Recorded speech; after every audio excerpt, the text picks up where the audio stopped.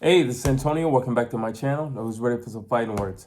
In this video, I want to talk about Caleb Plant versus David Benavidez. And I got some concerns. I lately have been watching the Canelo fight over and over again, particularly certain rounds, and I'm a little concerned. Really quick, if you like the videos, please take the time right now to subscribe to the channel if you have not already done so. If you have, and especially if you have recently, I would like to say thank you and welcome to the channel. If you have not already done so, please take the time right now, hit that button. It only takes a second. Also, while you're at it, hit that thumbs up button. It really does help support the channel and further along the channel. So let's jump into this. So like I said, I've been looking at the Canelo fight with Caleb Plant, and once Canelo actually stepped on the gas, it didn't look too great for Caleb Plant. And I'm looking at the similarities between Canelo and David Benavidez. One, David Benavidez throws a whole lot more punches than Canelo. That's a problem. Two, David Benavidez, I believe, is faster than Canelo. That's a problem. Three, David Benavidez is faster with Canelo with combinations. That's a big problem because he can throw a 4 or 5 punch combination, no problem. That's a huge problem. And then I'm thinking about when Canelo really started applying the pressure, and he started stepping forward, and he was walking Caleb Plant down. Caleb Plant's bigger than Canelo. So for Canelo to walk him down, there wasn't a whole lot of fear in Canelo's end. And Canelo doesn't have the best knees in the world. So that being said, with David Benavidez, you're talking about somebody who's younger. You're talking about somebody who's bigger. You're talking about somebody who's stronger than Canelo. And if Canelo had the gall and the audacity to do those things to Caleb Plant, I can only imagine what David Benavidez is going to do. Now, another thing is, Canelo, when he was ripping the body, it visibly hurt Caleb Plant. But I'm looking at David Benavidez, and I'm like, man, if you succumb to the power shots of Canelo, what do you think is going to happen when David Benavidez puts his hands on you? And we're talking like round 6, 7, 8, after he's been putting his hands on you from round 4 through 5. What's going to happen at that point? Because the reality was you lost your speed and you lost your ability to move when you were fighting Canelo. And I get it, you're bigger than Canelo, so you want to hold your ground against Canelo, which is where a lot of that Philly shell stuff came out of Caleb Plant. I get that. But now you're fighting somebody who's much bigger, and it would be advisable for you to move. And let's just say you get to the point where you sustained too much damage and you can't move the way you would like to, and you have to resort going back to that Philly shell the way you did with Canelo. I see those same scenarios that Canelo put you in with David Benavidez. And I got to tell you, it doesn't look good for Caleb Plant. So I've already made a fight breakdown and a prediction, and I'm probably going to have to do another one. But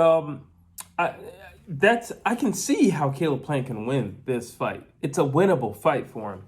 But, after looking at the Canelo fight again, I'm like, man, if a much smaller guy did that to you, in terms of power between Canelo and David, Canelo's the weaker of the two. And he's the smaller of the two. And he's probably the slower of the two in terms of hand speed. And I'm just thinking, I just don't see how Caleb Plant survives. I mean, he didn't survive the full 12 with Canelo. You're talking about somebody who's going to apply a whole lot more pressure. Canelo actually likes to start slow. David Benavidez doesn't necessarily do that. Canelo's he's once he gets going, then yeah, he'll get going. But he's not the fastest starter in the world. He likes to, compute a little thing, compute your timing, compute what exactly you are throwing, compute the distance.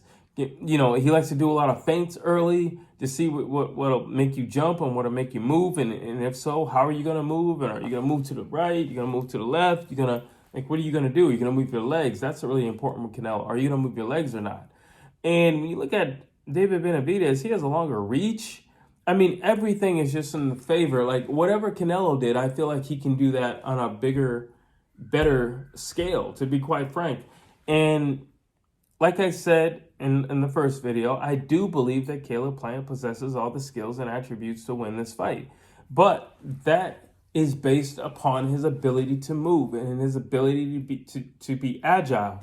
his ability to have free reign of spacing in the ring. Now, if those things are taken away from him and he becomes a stationary target and he is forced to plant his feet,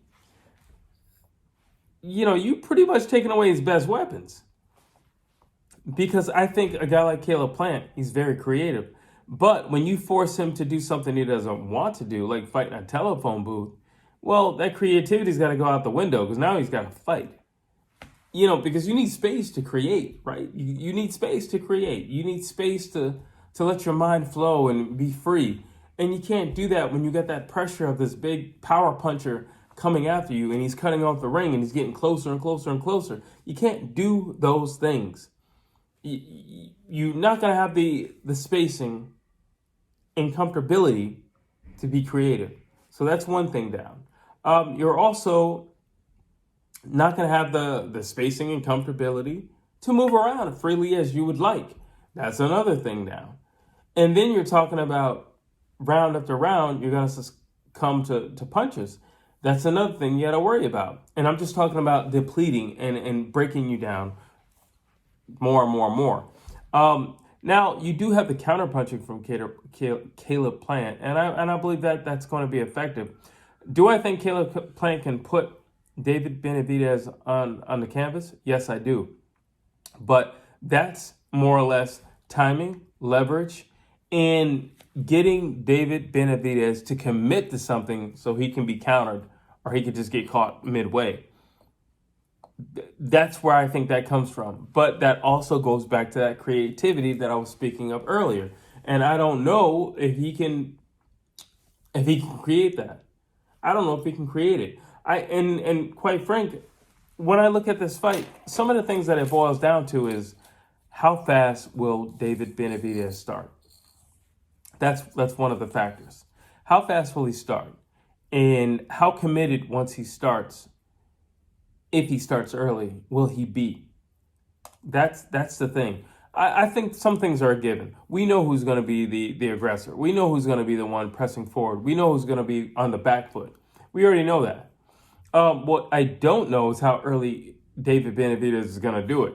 I know how angry he's been in the press conferences and all these interviews, but that doesn't necessarily mean that he's going to be wild and reckless in the fight. But if he does start with a tenth of the fire that he's shown in these press conferences, well, then I think it's not going to look very good for Caleb Plant. If David Benavidez, and if he comes in and he starts feeling out rounds, well, I think that gives Caleb Plant time. I think it gives him time, and I think it gives him, the opportunity to think something out and also to do some things early on. But so here are the major factors for me, at least. How fast is David Benavidez going to start? And then once he steps on the gas, how committed is he going to be to finishing a fight?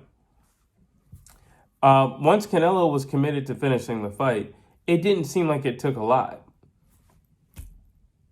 David Benavidez is a lot bigger than Canelo Alvarez. He hits a lot harder than Canelo Alvarez, and his hands are faster than Canelo Alvarez. And the time it's going to take Canelo to throw that one big bomb, David Benavidez can throw about 3. He's actually really fast for his size. So those are my thoughts on that. You drop your thoughts down below. I want to hear what you have to say. And as always, please like, please share, please subscribe to this channel.